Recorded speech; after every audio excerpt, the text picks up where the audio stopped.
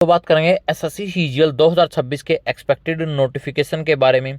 इसका दोस्तों पेपर कब हो सकता है आपका टीयर 1 का, मेंस का एग्जाम कब हो सकता है और इसका फाइनल रिजल्ट यानी कि फाइनल ज्वाइनिंग तक जो है आप कब तक पहुंच सकते हैं। ठीक है, ये दोस्तों वीडियो जो है जो बिगनर कैंडिडेट हैं उनके लिए और ज़्यादा हेल्पफुल है। ठीक है, क्योंकि उनको बिल्कुल भी कुछ आइडिया नहीं होता कि कब पेपर, कब मेंस का पेपर, कब क्या कुछ होता है।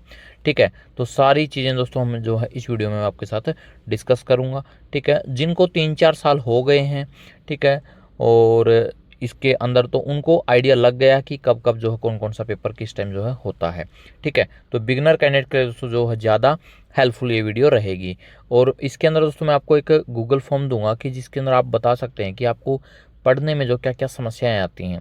ठीक है, उसके ऊपर दोस्तों जो फिर वीडियो वगैरह देखते हैं लेकर आएंगे। तो दोस्तों सबसे पहले मैं आपको बात कर लेता हूं अपने इसके बारे में, एसएससी सीजीएल की अपनी टाइमलाइन के बारे में। 2024 का दोस्तों अगर मैं टाइमलाइन आपको दिखाऊं, 11 जून को नोटिफिकेशन आना था एज पर कैलेंडर, लेकिन नोटिफिकेशन आता है 24 जून को। टीयर 1 का पेपर होता है दोस्तों 9 से 26 सितंबर के बीच में। 5 दिसंबर को इसका रिजल्ट आता है और 18 और 20 जनवरी को मेंस का पेपर होता है। ठीक है, पोस्ट प्रेफरेंस आपके 22 फरवरी से 2 मार्च के बीच में पूछी जाती हैं।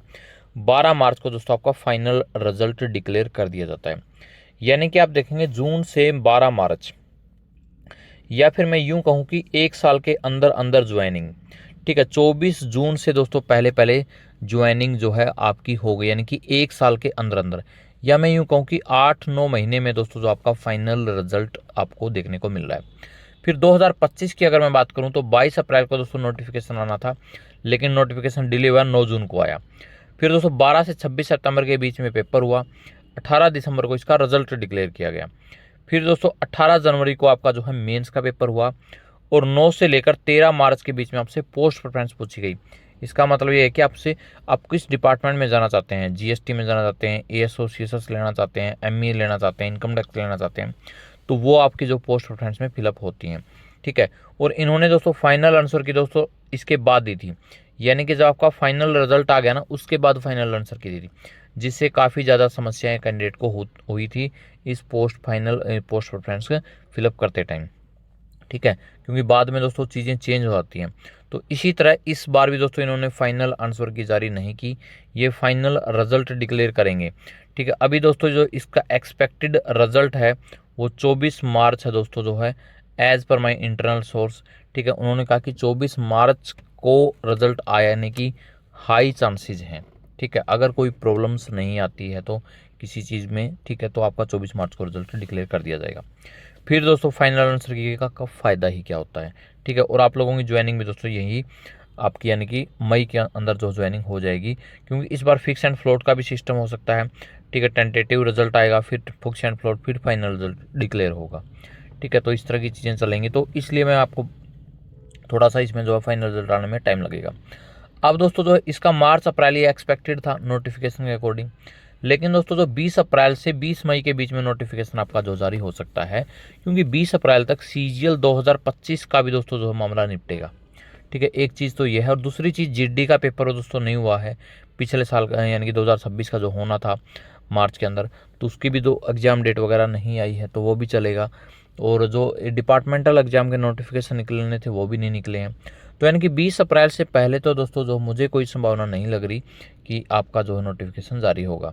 ठीक है, और फिर दोस्तों टीयर 1 का एग्ज़ाम आपका जो है, टीयर 1 का एग्ज़ाम डेट आपकी जुलाई के अंदर। ठीक है, यानी कि जुलाई के अंदर दोस्तों आपका जो एग्ज़ाम होने की पूरी पूरी संभावना है।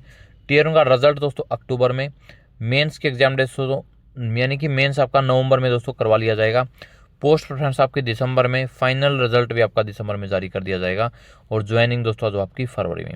यानी कि दोस्तों 1 साल के अंदर अंदर आपका सारा काम निपट जाएगा। ठीक है, तो बहुत ज़्यादा इसके चक्कर में न पड़ करके, क्योंकि मैंने एक अपडेटेड वो डाला था अपने चैनल पर कि अपडेटेड जो कैलेंडर जारी किया है एसएससी ने कुछ, तो उसके अंदर 31 मार्च लिख रखा था, तो भैया वो एसएससी की वेबसाइट पे था, वो मैंने डाल दिया।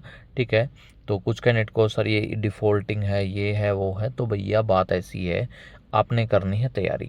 अगर 31 मार्च की जगह 31 अप्रैल को आ गया, तो दोस्तों पढ़ने से ही तो सिलेक्शन होगा ना। तो वो चीज़ें आप देखा करो कि आखिर चीज़ें, अगर सिर्फ आप लोगों ने क्या देखा कि ये चीज़ दिखाई दी आपको हर जगह यूट्यूब पे या हर जगह कि ये नहीं आएगा, किसी ने ये नहीं बताया कि कब आएगा। ठीक है, तो मैं आपको दोस्तों एक एक्सपेक्टेड ये बता रहा हूँ कि पॉजिटिव वे में जो आपने चीज़ों को लेना है, कोई भी नेगेटिव चीज़ नहीं रखनी है अपने माइंड में। तो यानी कि 20 अप्रैल का यानी कि एक्सपेक्टेड है आपका टीयर वन का जो एग्जाम है जुलाई के अंदर। लेकिन दोस्तों फिर भी मैं आपको ये कहूँगा कि 10 जून से पहले पहले आपका जो है सिलेबस आपका ख़त्म होना चाहिए, सब कुछ आपने कर लेना है। ठीक है, और जिसको भी दोस्तों जो डाउट आ रहा है तो ये आप मैंने दोस्तों जो एक गूगल फॉर्म दिया है। ठीक है, आपकी प्रिपरेशन कब से स्टार्ट हुई, तो आपका इसके अंदर पूरा एनालिसिस वगैरह कर करके, ठीक है, क्या क्या प्रॉब्लम्स आ रही है तो ये आप फिलअप कर सकते हैं। ठीक है, तो इसके बाद देखेंगे दोस्तों जो है पर्सनल गाइडेंस का, या फिर आपको जो यूट्यूब के माध्यम से जैसे भी जो सूटेबिलिटी लगेगी तो दोस्तों हम करेंगे। ठीक है, तो ये गूगल फॉर्म दोस्तों आप जो फिलअप कर देना।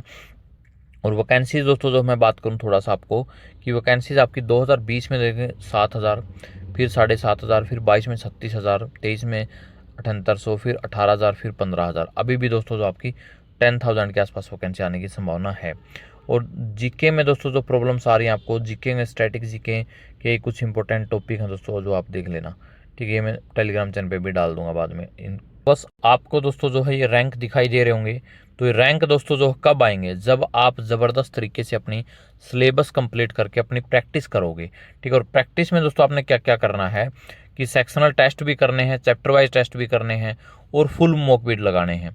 ठीक है, तो यानी कि सारी चीज़ें दोस्तों जो आपको टेस्ट बुक पर आपको मिल जाएंगी, जहाँ पर आपको ऑल इंडिया रैंक भी पता चलेगा, जहाँ पर आपके SSC, railway, bank exam, state के एग्जाम, डिफेंस, सारे पेपर दोस्तों जो आपको मिल जाएंगे। और फ्री टेस्ट भी दोस्तों यहाँ पर पड़े हैं। और सीजीएल के दोस्तों 1,000 टेस्ट यानी कि ख़त्म भी नहीं होंगे आपसे। ठीक है, तो इतने सारे टेस्ट यहाँ पर पड़े हैं। तो ज़बरदस्त दोस्तों जो अपनी प्रैक्टिस करते रहें टेस्ट बुक के ऊपर। ठीक है, इसका लिंक दोस्तों मैं डिस्क्रिप्शन में डाल दूंगा। ठीक है, तो इसके दोस्तों प्रैक्टिस करते करते आप दोस्तों ऐसे ही रैंक लेकर आओगे, जो इन्होंने रैंक ने जो है रिकमेंड दोस्तों ये टेस्ट बुक को ही किया, क्योंकि ये सबसे बड़ा प्लेटफॉर्म है टेस्ट सीरीज़ के मामले में। और दोस्तों ये वैकेंसीज आपकी ऑलरेडी आ चुकी हैं। ठीक है, ये आप देखेंगे कि 22, 23, 24, 25 में आप देखेंगे जीएसटी इंस्पेक्टर की दोस्तों सबसे ज़्यादा वैकेंसी दोस्तों इस बार देखने को मिल रही है अभी तक नॉर्थ इंडिया के अंदर। ठीक है, तो 761 वैकेंसी दोस्तों जो अभी तक जो है हो चुकी हैं आज तक की डेट के अकॉर्डिंग। और ये चीज़ दोस्तों मैंने ऑल ओवर इंडिया में सबसे पहले बताई है। ठीक है, आपने कहीं पर भी नहीं देखा होगा। ठीक है, तो अपने चैनल को दोस्तों सब्सक्राइब कर लो, अगर नहीं किया तो ऑनलाइन स्टडी प्लेटफॉर्म को। ठीक है, और जो भी डाउट्स हैं कमेंट सेक्शन में कमेंट कर सकते हैं। ठीक है, मिलते हैं दोस्तों किसी नेक्स्ट वीडियो के साथ। Thank you.